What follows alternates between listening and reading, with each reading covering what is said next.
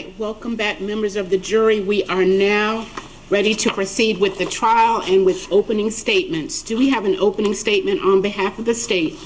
We do, Your Honor.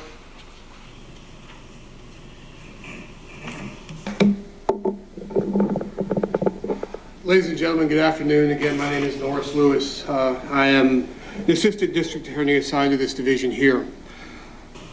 We are considering the state of Georgia versus Austin Ford. I'm going to first tell you a story. On January 28th, 2021, Mr. Theodore Young was walking in his wife that morning in Yellow River Park, and he saw what he believed to be a motionless woman lying under a tree. He did not touch the young woman, but he did approach to see exactly what was going on. She did not appear to be breathing, and he called police. Officers with the Gwinnett County Police arrived, Casey Smith and Officer Remy. Officer Casey Smith checked the young woman's pulse and noted that she was cold and she did not have a pulse. The scene was roped off. Officers conducted a search for any evidence that led them to know why this young woman had come to be in the park with a gunshot wound to the side of her head. Officers didn't find a gun. They didn't find the means by which she'd gotten there. All they found were two shell casings, one relatively close to the body and one further away. They were both Aguila shells, and we'll later find out that they were probably fired by the same gun, or at least the same make of gun. But all we have now is a nameless young woman with a gunshot wound to the head lying in Yellow River Park.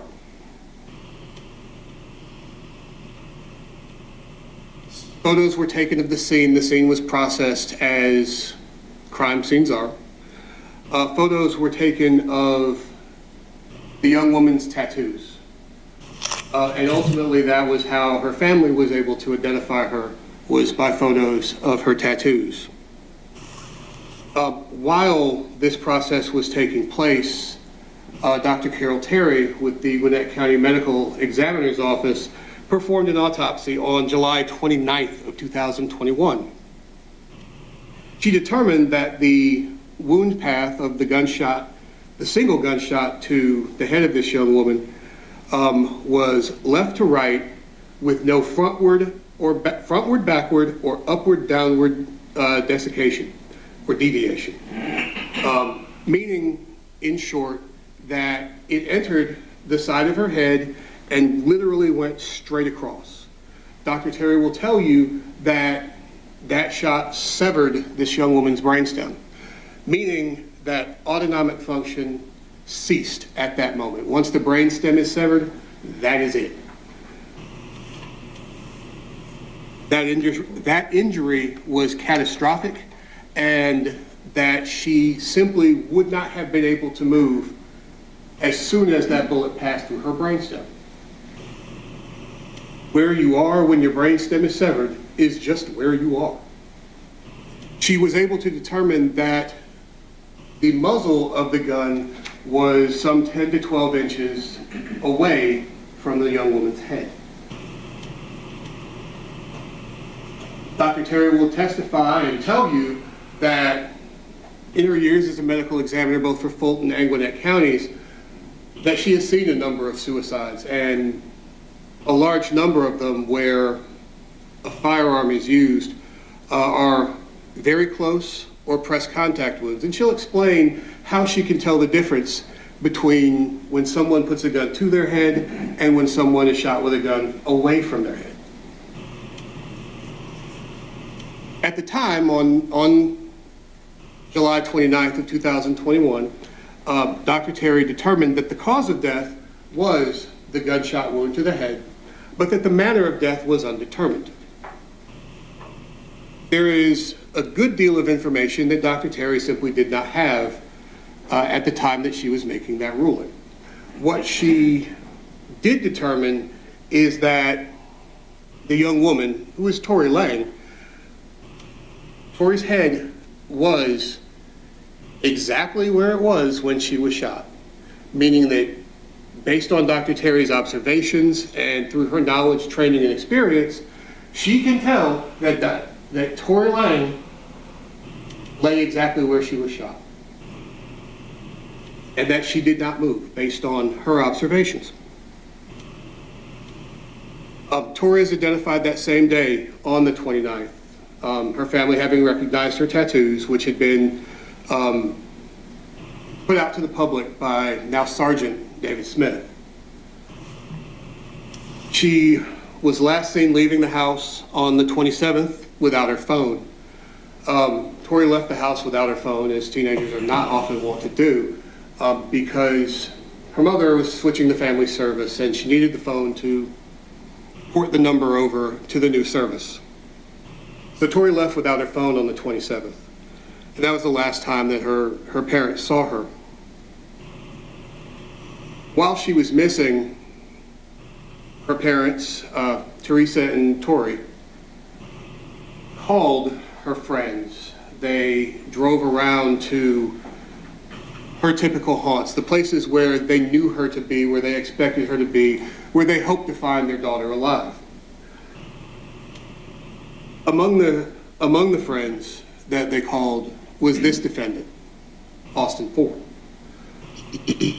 This defendant probably would have described himself while Tori was alive, and Tori might have described him as her best friend, a person who she confided in. They talked all the time, daily and frequently. One thing that the defendant never said to Teresa or to Tori, and yes, Tori father is Torrey, Tori daughter is Tori, just so there's no confusion there. But one thing that the defendant never told Teresa and Tori was that their daughter lay dead in Gwinnett Park. He never told them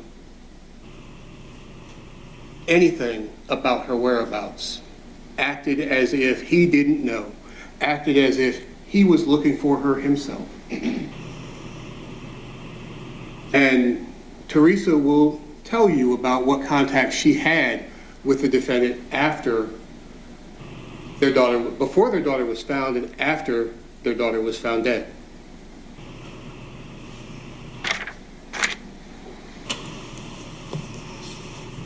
Tori was reported missing to the DeKalb Police Department on the 28th.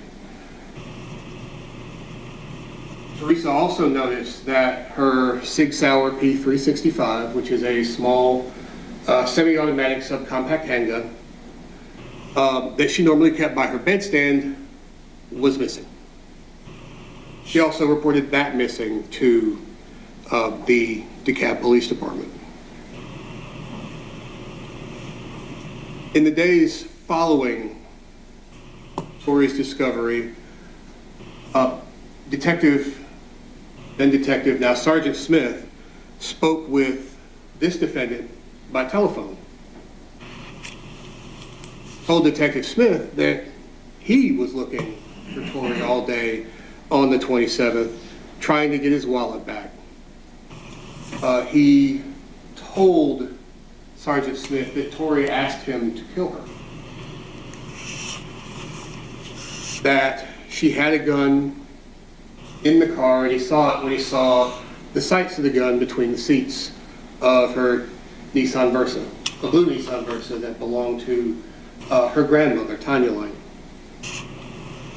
He told Detective Smith that he refused, and his report was that Tori told him that she would just look for someone else. The defendant, named other people he thought might hurt Tori for money, and said that he was home the rest of the night. That is, that's what he told him. Detective Smith noticed that there was a ring camera located at apartment 1302 across the hall from where the defendant lived. He contacted Ms. Mary Perkins, who was the resident of that apartment at the time, and asked her for whatever video may have been taken between certain hours on her ring cam on July 27th of 2021. What we see is the defendant and Tori walking away from his apartment together around 10:40 p.m. They were having a conversation. And it sounds like the defendant says, "You're scaring me." Tori's response was, "What are you scared of?" Then they go off camera. That's the first lie that Austin Ford was caught in, that he was home the night of the 27th, the night Tori was killed, the night he killed Tori. 2 hours later, he's seen on the same ring cam returning back to his apartment. I'm sorry, leaving again. And returns at 1:41 a.m. And at some point in this, he changes clothes.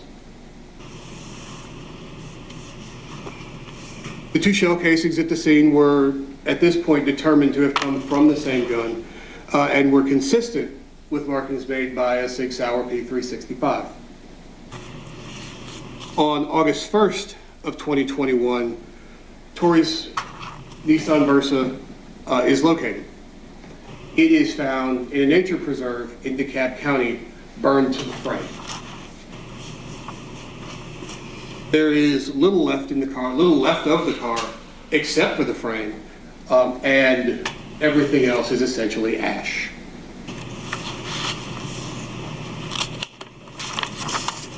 In September of 2021, Sergeant Smith was promoted to the rank of sergeant, and in accordance with Gwinnett County policy at the police department, he was transferred out to another unit.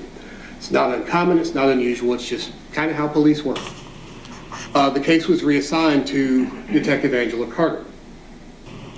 In October of 2021, Detective Carter talks to this defendant by phone. He details or he says, to Detective Carter, he talks about how Tori clashed with her mother.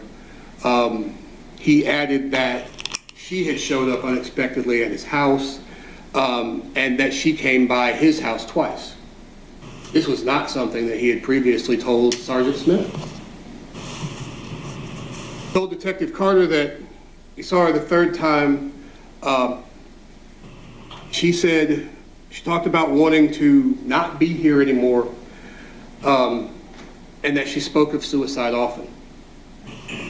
Ultimately, what he told Detective Carter at that point was that Tori drove away herself, and that he went to go buy weed.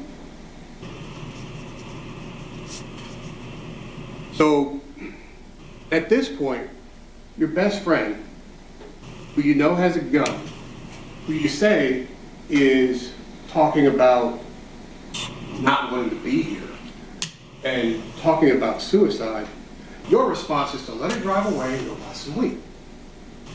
But the fact is, that's still a lie, because she didn't drive away by herself. We will see on the ring cam video, they left together.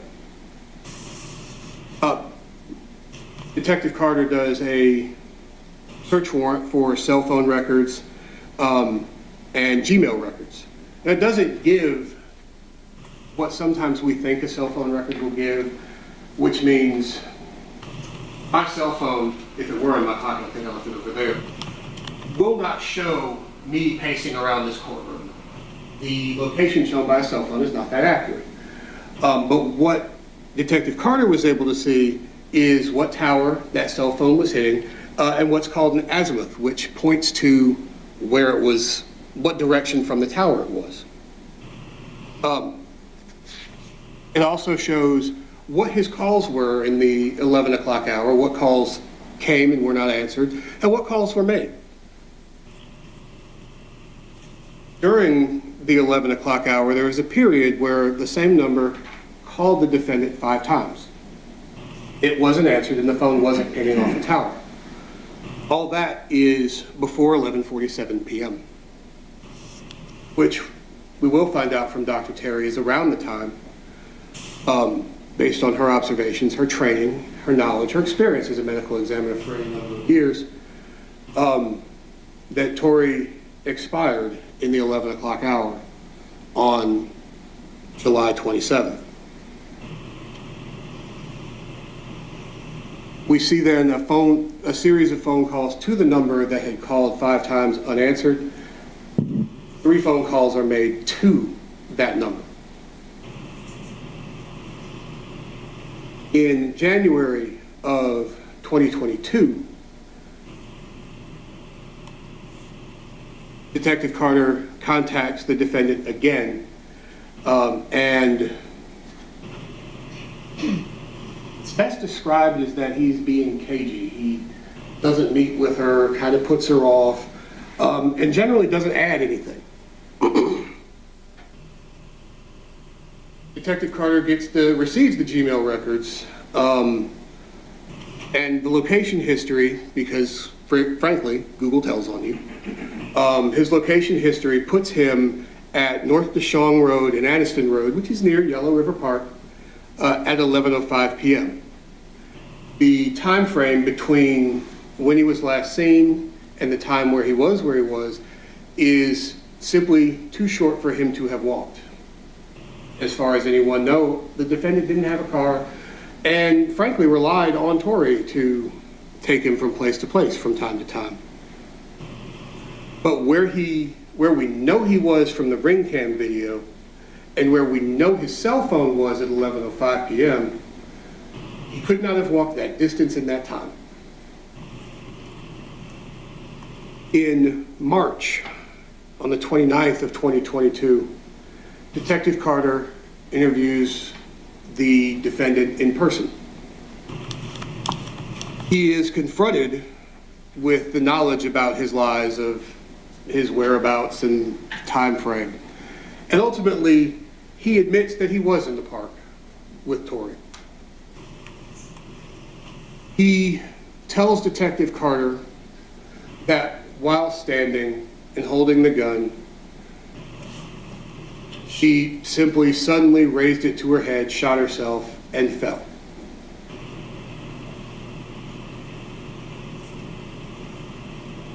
He says that he didn't touch anything, he didn't touch anyone, that he didn't touch her body, but admits that he took the gun and he left it in her car. Now, let's address really briefly what Dr. Terry's testimony is going to be. Her testimony is going to be that the young woman who was lying on her back in the park with her braids splayed out behind her head, I can't demonstrate that because I have no hair, but with her braids splayed out behind her back, indicated to Dr. Terry that she had in fact laid down there on her own.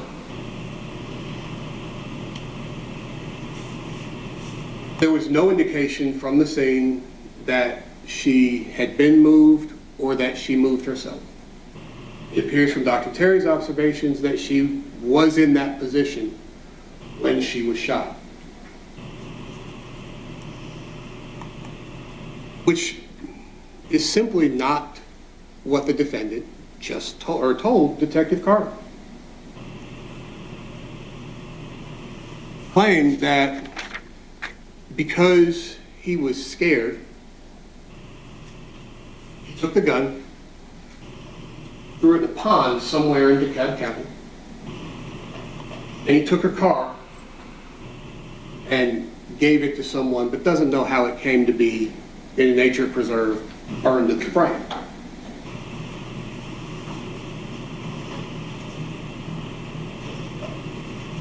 Now, let's revisit Dr. Terry's ruling that the manner of death was undetermined and look at what Dr. Terry didn't know at the time she made that determination.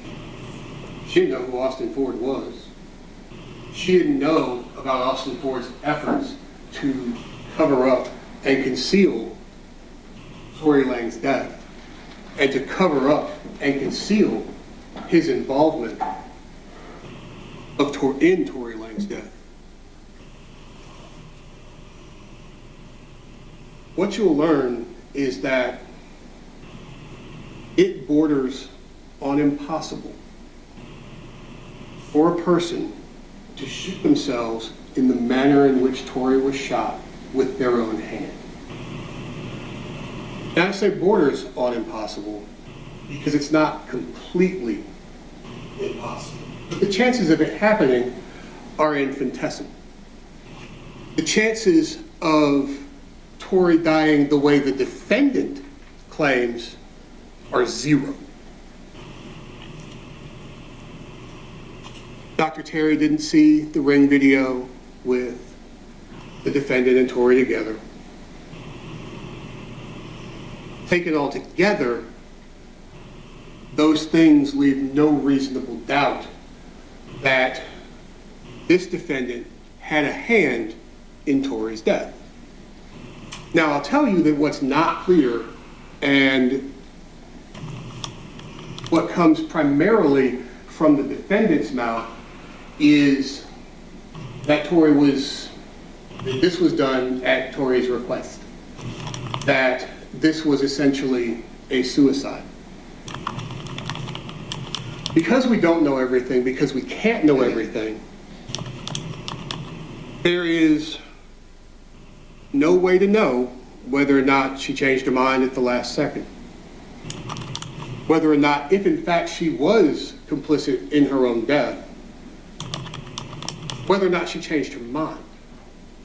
All we actually know is that she laid down in that spot in Yellow River Park on her own.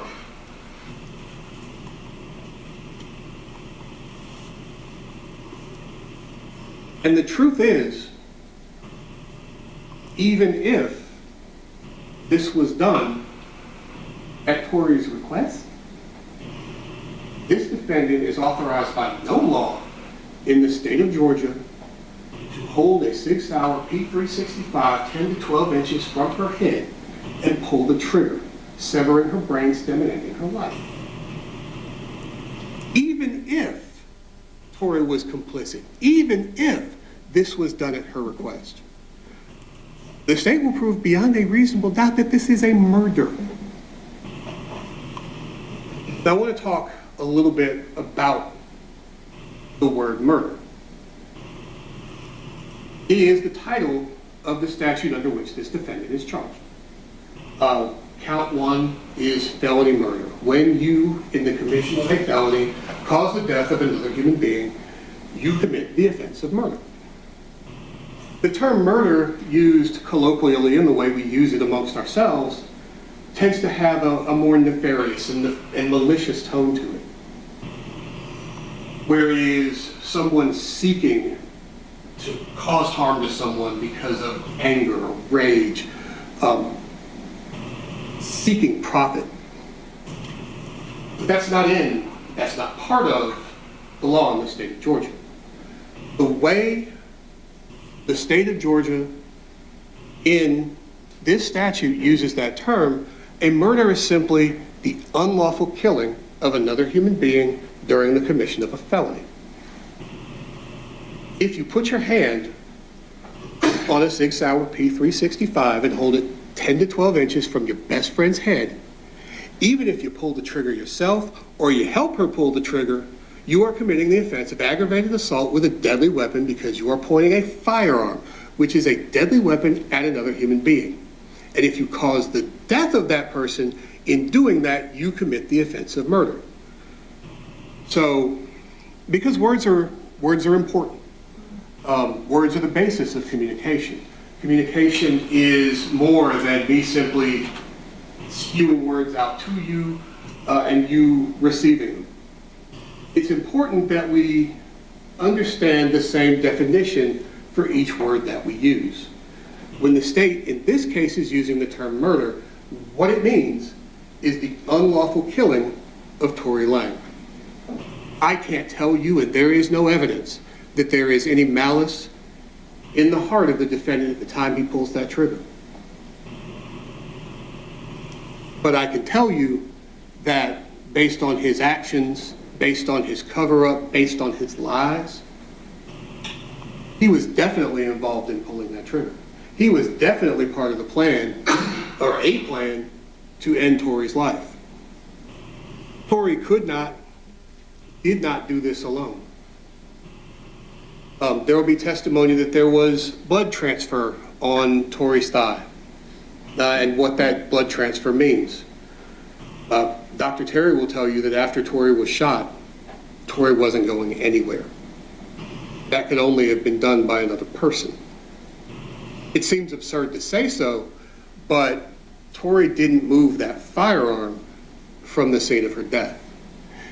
It seems absurd to say so, but Tori didn't take her car away from the scene of her death and cause it to be burned in a nature preserve in DeKalb County.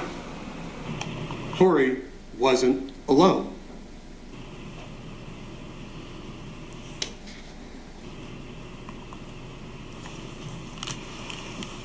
Information about this and the order in which things come at you from the stand might be a little out of order. Simply the way things happen simultaneously with the schedule, information may not come at you in chronological order.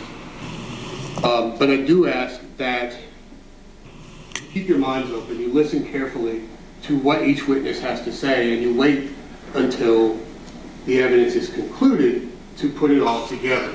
And what you'll find is that when I return to ask you to find this defendant guilty of every count in this indictment, that the evidence will show exactly that beyond a reasonable doubt. Thank you for that opening on behalf of the state.